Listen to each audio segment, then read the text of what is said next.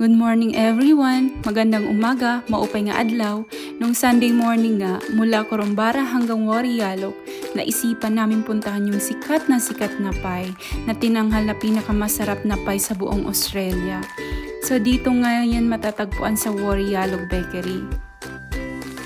Yung napili ko dito, yung isa sa pinaka nakakuha ng award na gold medal, yung cauliflower, broccoli, and cheese. At sa asawa ko naman, yung nabili niya is chili con carne.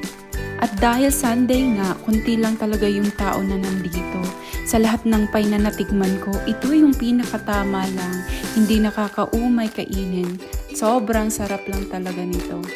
Dati pag kumakain ako ng pie, hindi ko talaga nauubos. Pero ito, sobrang sarap na sarap ako at ito yung pinakaunang pie na naubos ko.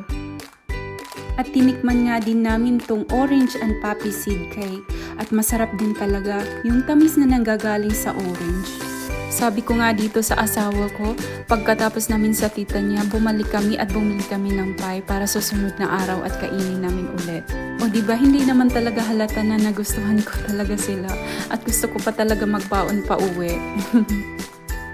Tapos na, yun lang. Thank you for watching everyone. Sana i-like and subscribe niyo ako. Thank you!